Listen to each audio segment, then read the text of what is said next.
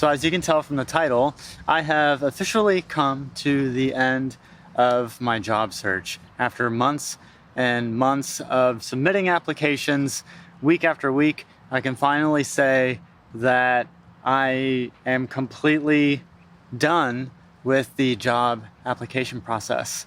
Now, I would like to tell you that it's because I got a UX job, but spoiler alert, no, I have not gotten a UX job. But I've also come to some realizations that have still affirmed my decision to not continue to apply to UX jobs. So for the past few months, I've been applying to all sorts of UX jobs all across the country, a lot of them remote, some of them in office. And I noticed that over the past few months, I started to lose a lot of traction when it came to submitting applications. I started to, for lack of a better word, just lose interest in it. In the beginning, I was doing my quota of 160 applications a month, and often I was overshooting that. But for the past couple months, I really dwindled the amount of applications I was sending, and I don't even think I've sent a job application in the past month or so, if I'm being really honest. And when I started to realize that, that becomes a real moment where I have to basically have a heart-to-heart with myself on why is that the case? Why am I not submitting applications? Because it's not a motivation problem, because I'm motivated to do these videos, I'm motivated to learn Webflow and to connect with other designers. So it's not like I've lost passion or drive for the UX field, but I've definitely lost motivation to apply to UX jobs. So to me, that really sent off kind of a yellow flag of, you know what, I think I need to reevaluate something, or at least do a pulse check on what's going on and why I'm not applying to as many jobs as I should. Because if I stuck with my quota, so right now I have applied to about 550 jobs, which to me is just a fuck ton. But if I were to have stuck with my quota for my UX bootcamp, I should have applied to about 1,000 by now, because I've been applying to jobs for 6 months now. And so I really started to evaluate why it was the case that I was not sending out as many applications. And so for me, I think it's helpful to think about why I wanted to get into UX design in the first place. And so for me, it really came down to three main reasons: the ability to work remotely, the ability to get paid to do creative work, and then finally, the ability to be able to work autonomously and work on my own. And so after reflecting on those values that I have for wanting a fulfilling career, when I think about applying to UX jobs fulfills two of the three of those values. So the UX job would allow me to be able to work remotely and would allow me to do creative work. But even the work remotely is, if you've noticed, if you're applying to UX jobs, the amount of remote opportunities are fading fast. And I think companies are starting to trend towards going back to an office, or at least to a hybrid model. So at least with what I've found recently, I have not been seeing as many remote jobs lately. And the remote jobs that I have been seeing, there's a shit ton of people applying for them.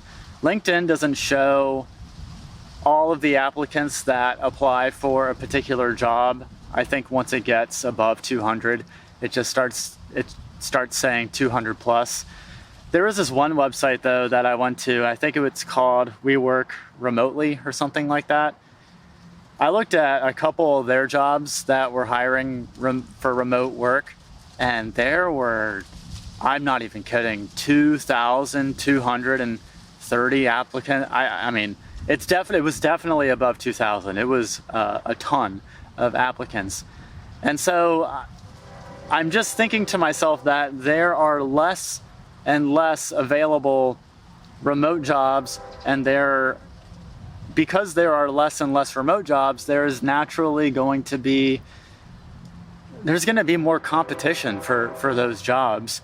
And it's not to say that I wouldn't get one of those jobs if I was persistent enough, but really for me, what it boiled down to is the fact that if I get a UX job at a company, one of the values that I want out of a career is totally missing.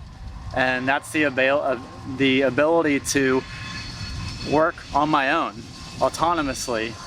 And so I was really thinking about that, and I've sort of mentioned this in past videos where my trajectory was to work at at some sort of UX design job for a few years and then ultimately try to transition into freelance. But I don't know, that doesn't make a lot of sense to me at this point. And to me, I think really what I want is to do freelance and work on my own. It's definitely, it can be a lot harder to do that, and it's definitely a lot more volatile because with a salary, you're guaranteed a certain amount of pay every couple weeks. But for me, it's the only thing that fulfills all three values that I have of being able to work remotely, to do creative work, and to be able to work on my own. And so recently I've sort of just decided to go all in on this and to just forget trying to find a UX job and just focus on doing freelance design for people. Because the other thing that I was thinking about is, I think all in all, most people who are in the UX design field, I don't actually know the answer to this. I think that most people pretty much like their job as a UX designer. Maybe I can't say most, but I can say maybe a lot of people like their UX job. The problem is that there are some jobs though that just suck at being a UX designer. Maybe you're overworked, maybe you're working on just sort of a redundant project where there's not a lot of creativity involved. There's a lot of different factors that may make someone not like their UX job, but they exist. There exists certainly UX jobs that are not desirable. And so especially thinking about my situation in ultimately wanting to do freelance design, I started thinking about, well, what if I get a job that sucks? What if I end up getting a job, I go through the whole interview process, and I end up getting a UX job that isn't even something that I mesh with? And I started thinking that, well, it would just suck, because imagine if that were the case, right? And I would obviously want to try to find a different job if I ended up getting a job that I didn't like very much. But then I'd be back in the same position of trying to compete with, tens of thousands of designers for these limited amounts of roles available. And the thought of that is just very stressful. And so I think I've really overlooked the position that I'm in with my current job as a physical therapist, at least as it pertains to being able to bridge into freelance. Because this isn't gonna apply to a lot of people, and I fully recognize that I am in a very lucky spot with my current career. But with my current job as a physical therapist, I was working full time, but I can actually tone down the amount of hours that I work and still get benefits. So like, for example, I just went down the part-time at my physical therapy job. And so obviously that comes with a pay decrease, But that means I get more time to work on doing freelance and doing cold emails to people and just trying to build a business around that. I get more time to do, content like this. And I don't think I would have the flexibility of that at most other UX design jobs. I don't know of a lot of UX design jobs where someone can have the flexibility to tell their manager, hey, like, I would actually like to go to part-time just for some work-life balance. I think a lot of tech companies would just laugh in your face and say, go kick rocks and leave. So anyway, I'm very grateful that I have this position as a PT, that I can reduce the amount of hours that I work. And so for me, I've just come to the realization that because my end goal is, I do want to work. Oh my God, there's like a massive horsefly near me. Because I do want to work on my own, I think it makes more sense for me just to keep my PT job. And then as I start to get more stable income through freelancing, then I can even dip down to fewer hours and ultimately just quit my job altogether. And I think that's a lot safer bet than just doing the whole, burning the bridges method that some people do and just quit their job even though they don't have money coming in from a freelance gig. So anyway, all that to say that I'm going to be doing that from here on out as opposed to getting a job. And I'm actually really excited about this. And I know that it's going to be harder, but I've sort of mentioned this in another video. In fact, maybe it was my 6 months video that I did about UX. But I feel like I'm at a stage where I have true agency over what I want to do with my life. And that is just, it's a really good place to be, in my opinion. For the first 28 years of my life, pretty much every decision that I made was based off of what I thought I should do, based off what society wants me to do, or what my parents want me to do. And so I ended up getting a college degree because my parents wanted me to. And then I ended up getting a doctoral degree because my parents wanted me to. It wasn't really because I wanted to, they wanted me to do that. And it's not like they were malicious. They didn't like my parents were just looking out for me. They wanted the best path for me, and they thought that this would be a good path. But times have changed, and the way that my parents made money is not the same that people are able to make money today. And so I feel like I've reached a point now to where I can really start to ask myself, what is it that I actually want to do in life? And how do I want to make a living? And so to me, I want to be able to work on my own. And that really is, as it pertains to me, a combination of doing freelance design for people as well as doing content creation. I mean, it's wild to believe, but even just with I consider it, I love the following that I've developed and the community I've developed, and I love being able to chat with you all. In the grand scheme of, UX design YouTubers, my channel is pretty small though. But the interesting thing is that even despite my channel being small, I've been able to make money from my YouTube channel, which is wild. And I literally just got monetized last week, but prior to that, I was able to make money from affiliate sales. So I think a lot of people demonize affiliate sales, and I think people can be very unethical about doing affiliate sales. But when I made the decision to do that, I knew that whatever I decided to be an affiliate for, I wanted it to be something that, one, I've actually tried, and two, I actually thought there was some benefit from. And I think largely that has been helpful for you all to see my experience with trying different tools and courses and things like that. And, I've been able to make money from that. And, it depends on on a given month. But I mean, to be fully transparent, depending on the month, I'll make anywhere from like $200 to $800 in a month. And that's nothing to sneeze at. That's like really fucking awesome. And so we live in this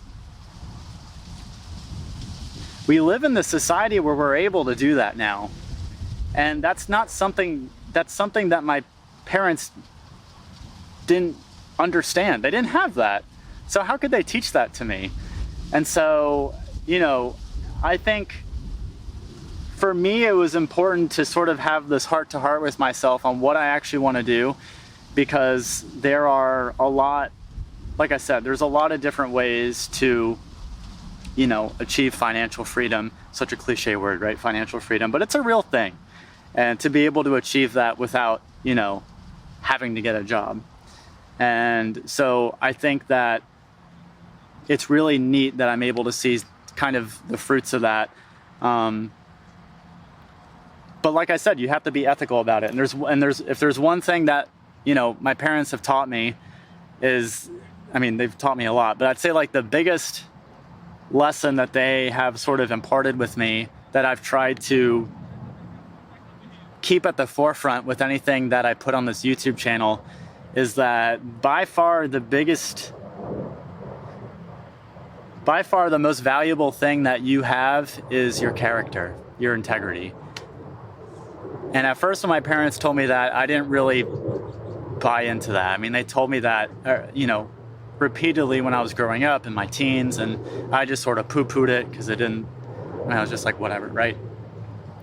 But sort of as I'm in my 30s now, I'm 32, I'm definitely realizing that is the case, because I don't know. I feel like if you don't have integrity, what do you have? Because if you don't have integrity, then you're not a trustworthy person.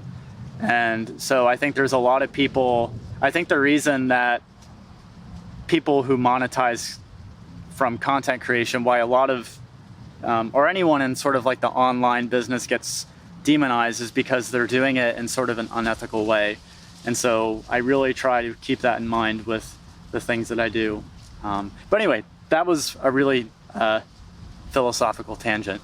But that's pretty much what I'm going to be doing going forward. And honestly, like, all right, I'm not going to bridge away from that quite yet. I do want to say, like, what I'm doing, by the way, probably isn't for everyone. Okay, like the path that I'm choosing, it's not a better path. It's just a different path. And so for some people, doing what I'm doing doesn't make sense for them. Like some people want a job because, like I said before earlier in this video, you do have a secure paycheck that comes every 2 weeks that you can rely on, as long as you don't get laid off. As long as you hold the job, you get that reliable paycheck every 2 weeks. And especially if someone is supporting a wife and kids, then obviously it makes a lot of sense to hold a job. But for me, being a single person, and I'm just honestly just supporting myself at the moment, this makes sense to me because even though it's higher risk, no one's depending on me, and that is sort of freeing in a way. And so if you're in a position that's similar to me, and maybe you're in your early 30s, maybe late 20s, and you were raised on the notion that the way to make money is to get a job, I would really urge you to take an afternoon, take an evening, just sit down and reflect on if that's really true, or is that just a belief that you have? Because, spoiler alert, it's just a belief. And the problem with beliefs is that they can start to feel real when they're so ingrained. There's a lot of beliefs that people have and that I've had, especially with what I've just been talking about in terms of avenues to make money, that I was raised on. And so because I was taught that getting a job equals getting money and that's the only avenue, I was taught that by my parents. It didn't even seem like a belief, but it felt like a law. And so the things that feel like laws, the things that feel like this is the way the world works, those are the things that you should challenge the most. But those are also the hardest things to break, and can often take, at least in my case, it can take years of reverse brainwashing to sort of adopt new beliefs. But there are definitely multiple avenues to making a living these days, as opposed to just having a job. And if you are interested in this, and this is something that you want to delve into, there's a lot of YouTubers that talk about this. Dan Coe is one that pops into my mind right away. And there's a lot of books about it as well. One book, like if you're wanting to learn more about this and you're like, I don't know where to start, highly, highly recommend. There's a book called The Millionaire Fastlane by MJ DeMarco. I know what you're thinking. Holy shit, that sounds like a gimmicky book. And trust me, I thought the exact same fucking thing. But it's actually a very deep book, and it's a very thought-provoking book. It's not one of those gimmicky books that's like, oh, you need to do drop shipping. It's not telling you to do anything in particular. It's giving you different frameworks to think about. And that, to me, is very important, by giving you sort of the foundational elements of how are people making money these days. And not everything is about money, I get that, but certainly one of the things I would like to be able to do is to be able to be, I'll be honest, to financially thrive without having to work for someone. And some of you may have that ambition as well, and so I just want to be able to point you in that direction. So that book, The Millionaire Fastlane, as gimmicky as a fucking title as it is a very, very good book. So please check that out. But anyway, I just wanted to give an update. It is a really nice day out here in Richmond, Virginia. It is the middle of July, and today it's been, hot as hell the past few weeks. And today I walked outside and I'm like, oh my God, this actually feels like it's a really nice day out. It feels like a late spring day. It's not too hot, a little bit of a breeze in the air. So I don't do a lot of videos outside, but this isn't a very techie video, so I thought that this could be, I don't know, I thought it'd be cool just to change up the scenery a little bit. And I always like to challenge myself to do these one-take videos, because they're very difficult for me to pull off, because I'm constantly thinking in my head about what I want to say, and it's just difficult, but it's a good challenge. In any case, I think this is a decent spot to try to end the video. But I just wanted to give an update on what I'm doing with my career transition. And so from now on, I'm going to be really focused on, aside from building content through YouTube, as well as just trying to build a freelance career. So I've been working on building my Webflow skills. I've been working on sending cold emails to companies and following up with them. So I'll probably do some videos coming up about just what I've been doing to try to build a freelance business, because I think that could be interesting to, it could be interesting to see. Kind of like what I talked about in my 6-month video. A lot of people in this space kind of preach like they're experts, because they are, right? A lot of people only post content when they feel like they're experts. And I think it's really good to post videos of just being in the process, just being in the battlefield, in the trenches, trying to figure everything out. Because I think it could be helpful for people that way. Some people, when they're too expert and too advanced, they sort of lose sight of what challenges people have in the beginning stages. And so as I face challenges with trying to build this freelance career, I'll certainly share those challenges, and when I overcome them, certainly share that as well. And hopefully if you want to sort of carve a similar path that I'm doing, maybe some of this stuff will help you out. But I hope you have an awesome rest of the day. I know that I will. I think that with this great day, we have the James River over there. I'm just going to talk a little bit now. This video is already super long. So we have the James River there, which is a really scenic river in Virginia, very long river. And so there's a lot of people that go paddleboarding and kayaking. And little known fact that this is the only, I might be making up this statistic, but I think it's accurate. I think the James River is the only river in a metropolitan city that has Class 5 rapids. Not that I've done that before, but fun little fact there. So I won't be necessarily kayaking on the rapids, but I might be, honestly, I'm probably gonna go to a brewery and hang out, have a beer outdoors, and just enjoy this really unseasonably cool weather here. But I hope you have a fantastic day, and I hope you find what you're looking for, whether you're looking for a UX job or whether you've thought about maybe trying out freelance. It's definitely worth some introspection, and I'll leave it at that. And if you found this to be valuable or thought-provoking in any way, it would mean a lot if you hit the subscribe button. That would just help me out tremendously. And if you want to connect with like-minded designers, I have a Discord group called the Designers Den. There's a link for that in the description below, so you can definitely check that out and connect with some like-minded designers. And yeah, until next time, I will see you in the next video. Take care.